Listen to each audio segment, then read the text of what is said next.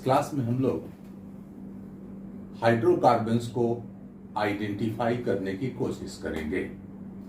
हमने देखा है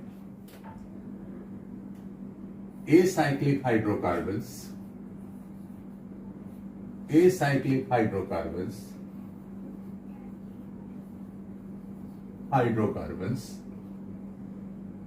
जिसे हम ओपन चेन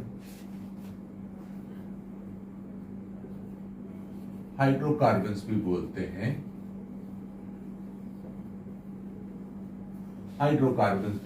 हैं, ये दो तरह के थे। पहला सैचुरेटेड हाइड्रोकार्बन्स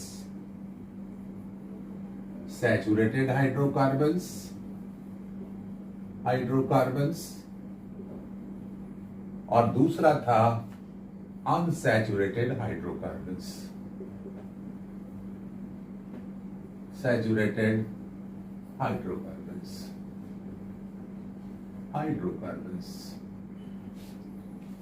हमारे एसाइक्लिक हाइड्रोकार्बन चाहे किसी भी तरह के हों, सैचुरेटेड या अनसैचुरेटेड, मॉलिक्यूल्स को आइडेंटिफाई करना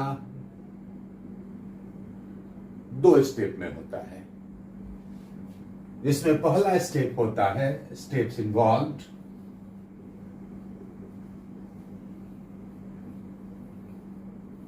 पहला हम लोग करते हैं आइडेंटिफिकेशन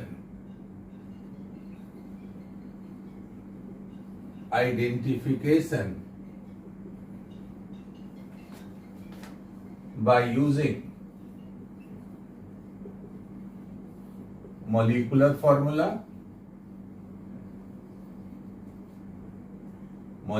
formula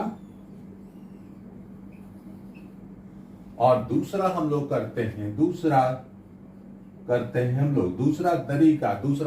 स्टेप हम यूज करते हैं, वो होता है आइडेंटिफिकेशन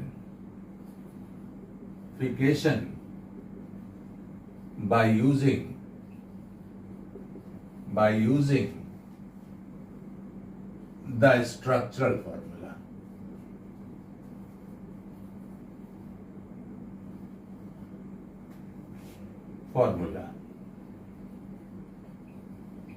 फॉर्मूला।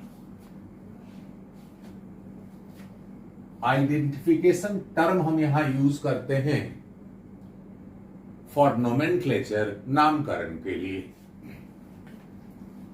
हम अगर कंसीडर करें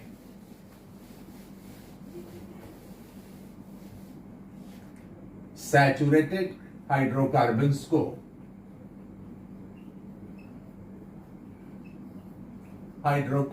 को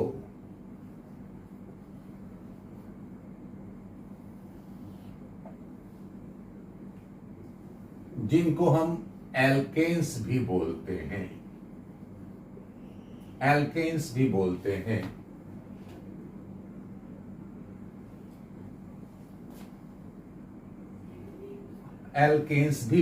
हैं, और ये एल्केन्स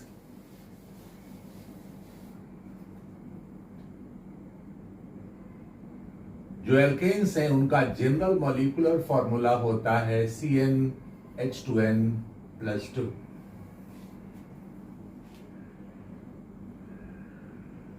हम पहले एल्केन्स को आइडेंटिफाई करने की कोशिश करें bye using the molecular formula of the compounds.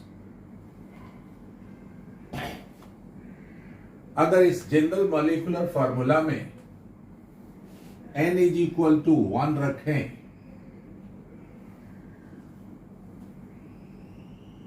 तो जनरल मॉलिक्यूलर फॉर्मूला कंपाउंड का होगा CH4 और इस कंपाउंड को मीथेन कहा जाता है।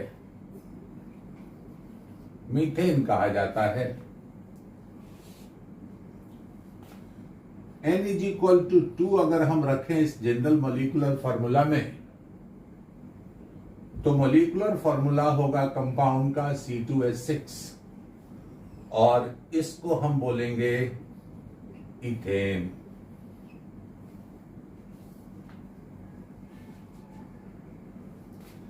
N इज इक्वल टू 3 होगा तो मॉलिक्यूलर फॉर्मूला होगा C3H6 C3H8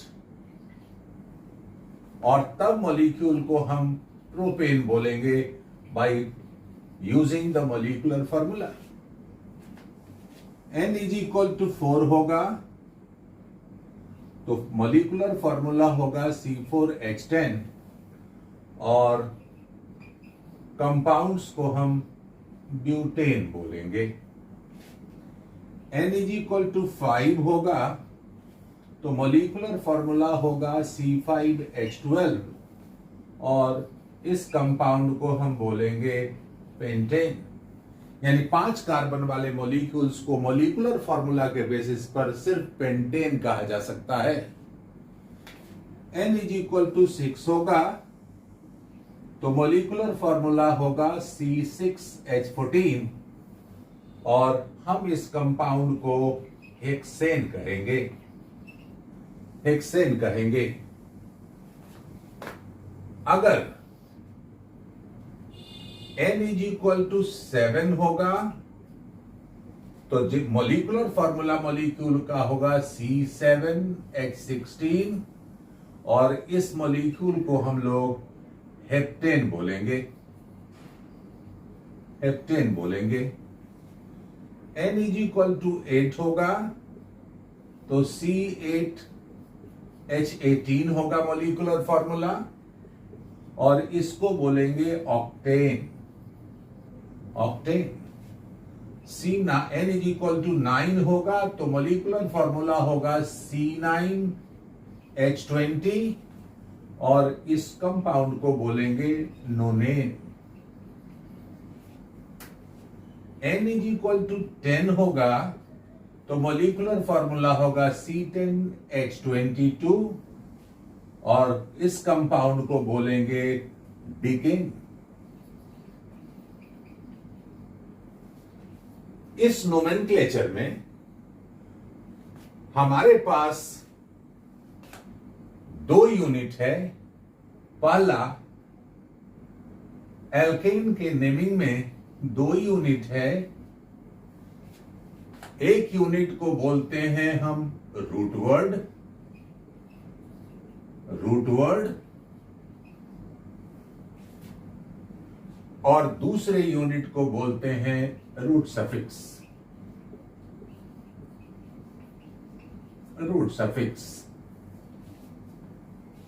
नेमिंग से क्लियर है रूट वर्ड मॉलिक्यूल में मॉलिक्यूलर फॉर्मूला में टोटल नंबर ऑफ कार्बन को रिप्रेजेंट कर रहा है। टोटल कार्बन को रिप्रेजेंट कर रहा है मॉलिक्यूलर फॉर्मूला में और रूट वर्ड के अलावा जो रूट सफिक्स है एन वह इंडिकेट कर रहा है कि मॉलिक्यूल में carbon carbon multiple bond absent है। यानी कि यहां अगर कार्बन एक से ज्यादा है तो यहां कार्बन कार्बन सिंगल बॉन्ड होगा और कार्बन हाइड्रोजन सिंगल बॉन्ड होगा। यानी मल्टीपल बॉन्ड कार्बन चेन में एब्सेंट होगा। हम 10 से ज्यादा कार्बन के भी मॉलिक्यूल का नोमेनक्लेचर जानना चाहेंगे क्योंकि जब कॉम्प्लेक्सिटी बढ़ेगी तो हो सकता है कि हमारे मॉलिक्यूल में 10 से ज्यादा कार्बन भी आए। हम 20 कार्बन तक के मॉलिक्यूल्स का नोमेनक्लेचर यहां कर देते हैं। तो जब N इज इक्वल टू 11 होगा तो मॉलिक्यूलर फॉर्मूला होगा C11H24 और इस कंपाउंड को कहा जाता है undecane. N is equal to 12 होता है C12H26 इसको लोग बोलते हैं dodecane. N is equal to 13 C13H28 tridecane. N is equal to 14 C14H30 tetradiken,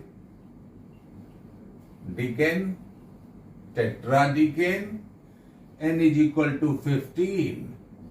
C15H32 pentadiken,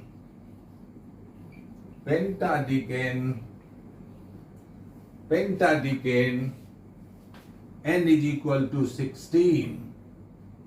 C16H34 hexadiken,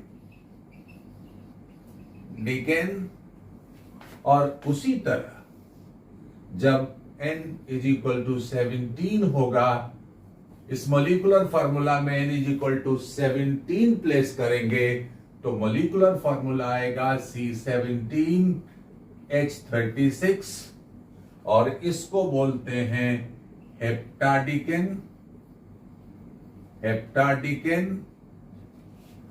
n is equal to 18 होगा तो मॉलिक्यूलर फार्मूला होगा C18H38। इस कंपाउंड को बोलते हैं ऑक्टाडिकेन।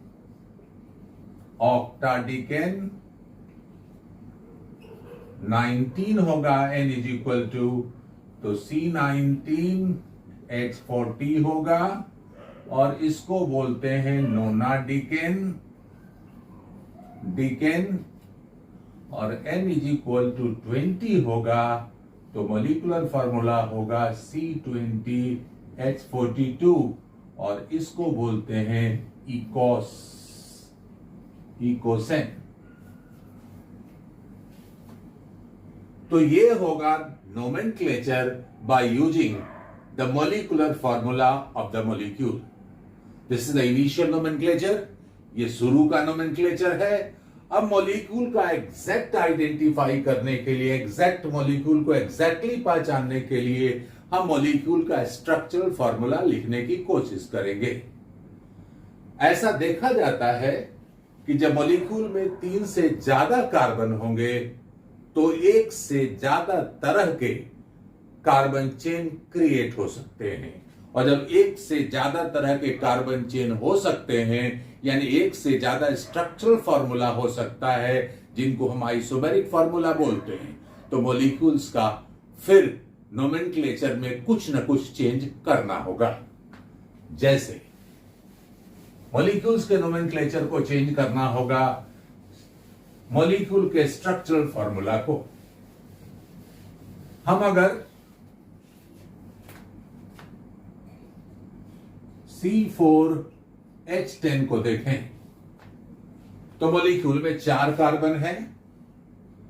इस मॉलिक्यूल का स्ट्रक्चरल फार्मूला हम लिख सकते हैं, यानी इस ब्यूटेन के लिए हमारे पास 2 तरह का स्ट्रक्चर प्रोपोज्ड होगा। यह होगा CH2CH2CH3 और दूसरा होगा इसका CH3CH3CH3। यानी हमारे पास 2 तरह के ब्यूटेन दिखाई देंगे, आइसोमेरिक ब्यूटेन्स दिखाई देंगे। मॉलिक्यूलर फार्मूला सेम है लेकिन स्ट्रक्चरल फार्मूला डिफरेंट है। इस केस में सिर्फ 1 डिग्री और 2 डिग्री कार्बन हैं चेन में, और इस केस में 1 डिग्री कार्बन के अलावा 3 डिग्री कार्बन भी प्रेजेंट है। अगर मॉलिक्यूल में 3 डिग्री कार्बन है तो कंपाउंड को बोलते हैं ब्रांच चेन कंटेनिंग,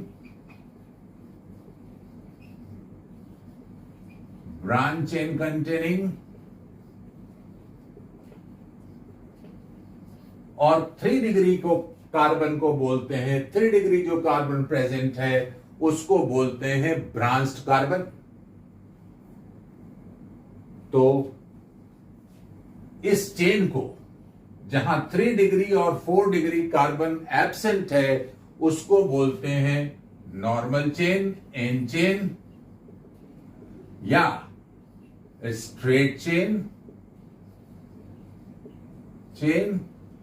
और जहां 3 डिग्री या 4 डिग्री कार्बन प्रेजेंट होता है उसको ब्रांच चेन कंपाउंड बोलते हैं, ब्रांच चेन कंटेनिंग कंपाउंड्स बोलते हैं। तो ब्यूटेन्स हमारे स्ट्रक्चरल फॉर्मूला के बेसिस पर दो तरह के होंगे, एक होगा n chain straight chain containing और दूसरा होगा ब्रांच चेन कंटेनिंग। उसी तरह हमारा पेंटेन C5H12 हमारे पास 3 तरह से लिखा जाएगा। पहला होगा CH3 CH2 CH2 CH2 CH3 straight chain containing, क्योंकि इस चेन में सिर्फ 1 डिग्री और 2 डिग्री कार्बन है। दूसरा होगा CH3 CH CH3 CH2 CH3 और तीसरा होगा CH3 CH3 CH3 CH3। इन दोनों चेन में चाहे तो 3 डिग्री कार्बन है या 4 डिग्री कार्बन है, यानी दोनों मॉलिक्यूल्स, दोनों स्ट्रक्चर ब्रांच चेन स्ट्रक्चर कहलाएंगे। एक स्ट्रक्चर में 3 डिग्री कार्बन प्रेजेंट होगा और दूसरे में 4 डिग्री कार्बन प्रेजेंट होगा। यानी पेंटेन 3 तरह के होंगे, एक होगा स्ट्रेट चेन कंटेनिंग, 2 होगा ब्रांच चेन कंटेनिंग। पहले ब्रांच चेन कंटेनिंग मॉलिक्यूल में स्ट्रक्चर में एक 3 डिग्री कार्बन होगा और दूसरे में होगा 4 डिग्री कार्बन। अब सवाल ये उठता है कि इनका अगर ब्रांच चेन कंटेनिंग है और स्ट्रेट चेन कंटेनिंग मॉलिक्यूल है तो कैसे इनको डिफरेंशिएट करें, कैसे इनको एग्जैक्टली आइडेंटिफाई करें। इसके लिए मॉलिक्यूल्स के एग्जैक्ट आइडेंटिफिकेशन के लिए हम 2 तरह का सिस्टम यूज करते हैं। पहला, जिसको हम कॉमन नेम सिस्टम बोलते हैं और दूसरा हम बोलते हैं IUPAC system.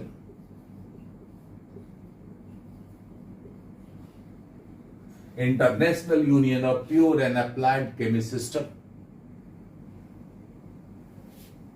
Common name system में हम मॉलिक्यूल्स को डिफरेंशिएट करने के लिए common name system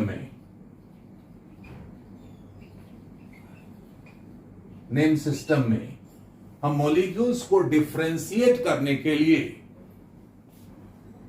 prefix use करते हैं। यानी कि हम लोग रूट वर्ड से पहले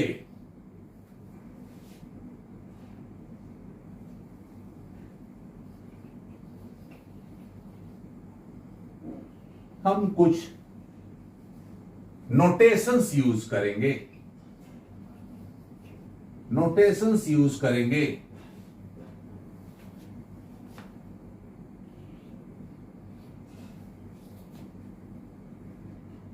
इनको हम रूट प्रेफिक्स बोलते हैं।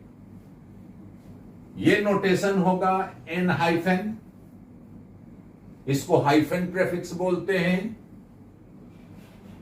दूसरा होगा आइसो और तीसरा होगा नियो, और इन दोनों प्रेफिक्स को बोलते हैं अनहाइफन प्रेफिक्स। यानी प्रेफिक्स के बाद कोई हाइफन यूज नहीं होगा, सीधे रूट वर्ड होगा।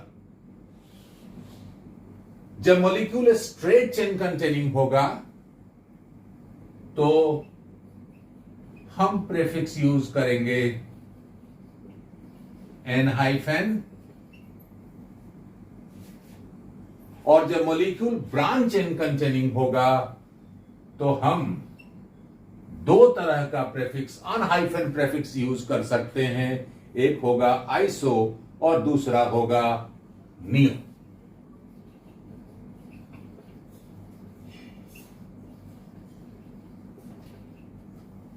और ये प्रेफिक्स कॉमन नेम सिस्टम में तभी यूज्ड होगा जब एक मॉलिक्यूलर फॉर्मूला से एक से ज्यादा स्ट्रक्चरल फॉर्मूला होगा। अदरवाइज यानी इथेन के केस में, प्रोपेन के केस में एक से ज्यादा स्ट्रक्चरल फॉर्मूला हो ही नहीं सकता, इसलिए वहां ये प्रेफिक्स यूज नहीं होते। फॉर एग्जाम्पल, अगर हम नोमेनक्लेचर करना चाहें मॉलिक्यूल्स का, ब्यूटेन्स का, C4H10 का, जहां हमने दो स्ट्रक्चर देखा था, एक था स्ट्रेट चेन,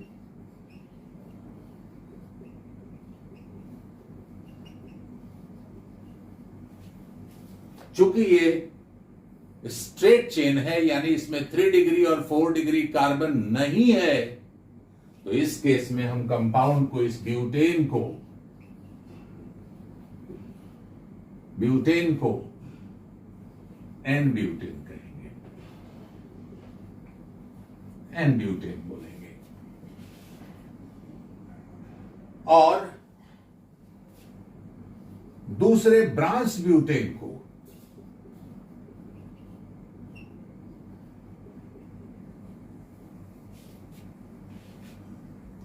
ब्रांच्ड ब्यूटेन को हम बोलेंगे आइसोब्यूटेन।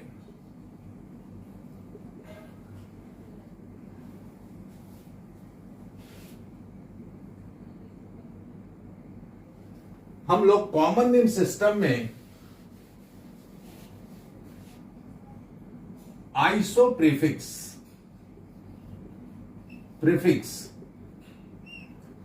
तभी यूज करेंगे जब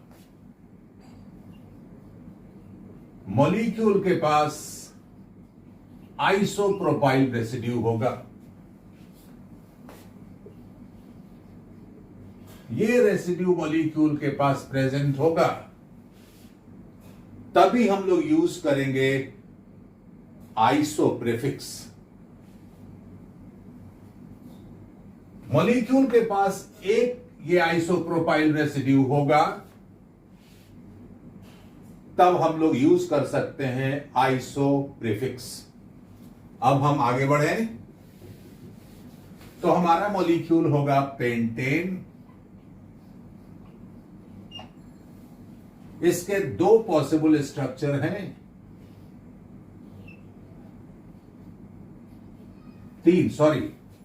तीन पॉसिबल स्ट्रक्चर हैं। पहला स्ट्रेट चेन कंटेनिंग, तो नेचुरली इसको हम लोग एन पेंटेन बोलेंगे। दूसरा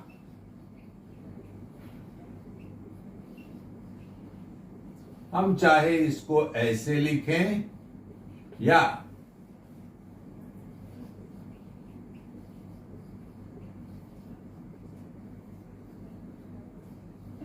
इस फॉर्म में लिखें। इसमें भी एक आइसोप्रोपाइल रेसिड्यू है और इसमें भी एक आइसोप्रोपाइल रेसिड्यू है, और आइसोप्रोपाइल रेसिड्यू एक प्रेजेंट होगा कार्बन चेन में, तो प्रेफिक्स आइसो यूज करना चाहिए। तो इस मॉलिक्यूल को हम लोग बोलेंगे आइसोपेंटेन।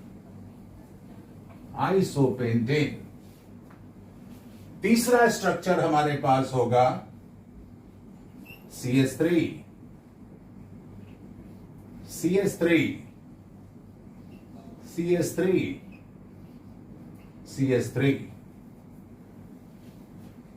ये ना स्ट्रेट चेन कंटेनिंग है, ना इसमें आइसोप्रोपाइल रेसिड्यू है, इसके पास एक 4 डिग्री कार्बन प्रेजेंट है, और इस स्ट्रक्चर में एक ये यूनिट है, इस यूनिट को बोलते हैं टर्शियरी ब्यूटाइल रेसिड्यू।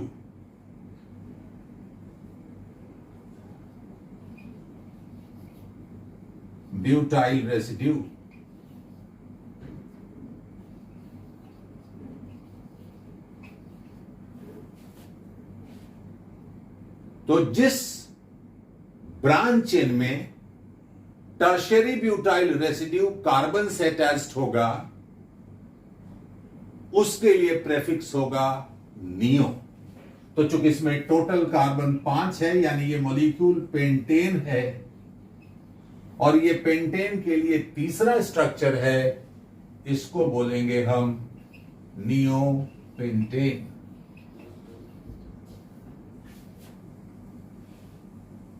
अब हम हेक्सेन की तरफ शिफ्ट करें।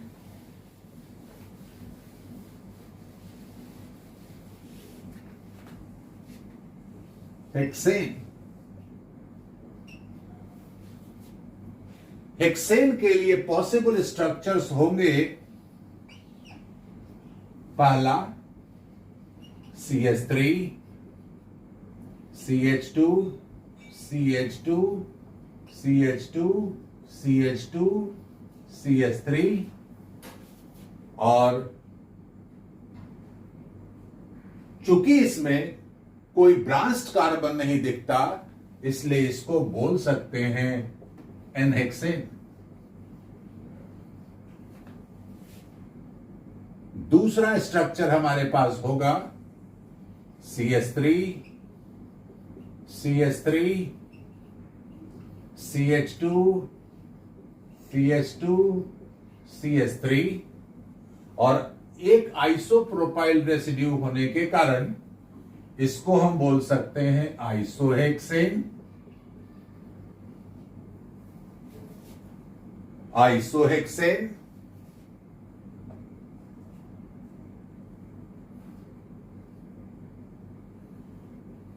CH3, CH2, CH3, CH2, CH3। इस स्ट्रक्चर में 3 डिग्री कार्बन तो है, लेकिन आइसोप्रोपाइल यूनिट नहीं है, 3 कार्बन का यूनिट नहीं है, इसलिए इसके लिए हम आइसो प्रेफिक्स यूज नहीं कर सकते। और चूंकि 4 डिग्री कार्बन नहीं है, इसलिए नियो प्रेफिक्स भी यहां यूज नहीं होगा।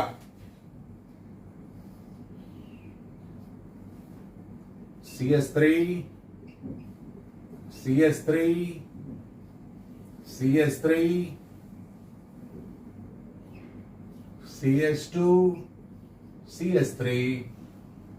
इस केस में हमारे पास एक 4 डिग्री कार्बन है, एक टर्शियरी ब्यूटाइल कार्बन कार्बन से अटैच्ड है, इसलिए यहां प्रेफिक्स हम नियो यूज कर सकते हैं, नियो यूज कर सकते हैं, और इस मॉलिक्यूल को बोलते हैं नियोहेक्सेन। हमारे पास नेक्स्ट स्ट्रक्चर हो सकता है CH3, CH3, CH, CH, CH3, CH3।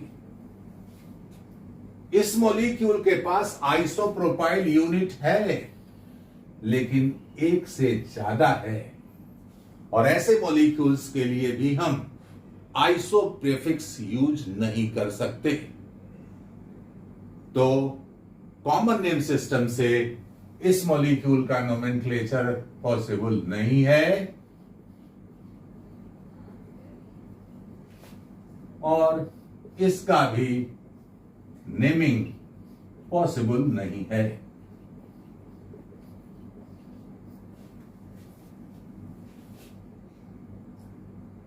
तो कुछ मॉलिक्यूल्स का नोमेनक्लेचर, कुछ स्ट्रक्चर का नोमेनक्लेचर कॉमन नेम सिस्टम से नहीं हो सकता।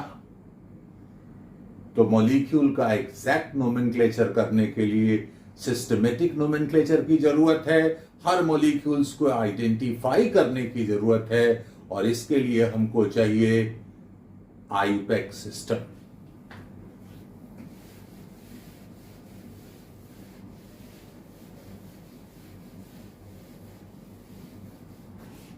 हम इस आईयूपैक सिस्टम से हर मॉलिक्यूल का एग्जैक्ट नोमेनक्लेचर करेंगे। इस नोमेनक्लेचर के लिए हमको मॉलिक्यूल्स कुछ जो टर्म यूज्ड होगा वो होगा root word, parent chain,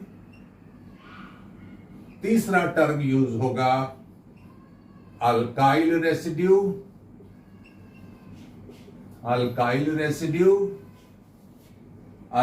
residue, और लास्ट टर्म होगा lowest sum rule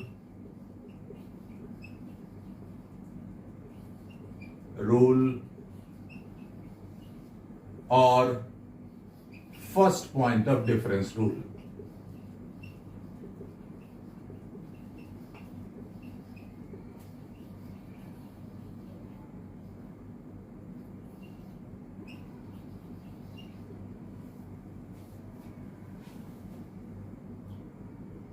next class में हम हर मॉलिक्यूल का नोमेनक्लेचर करेंगे आयुर्वेद सिस्टम से, और सबसे पहले हम लोग अल्काइल रेसिड्यू, पेरेंट चेन और रूट वर्ड को देखेंगे। Thank you.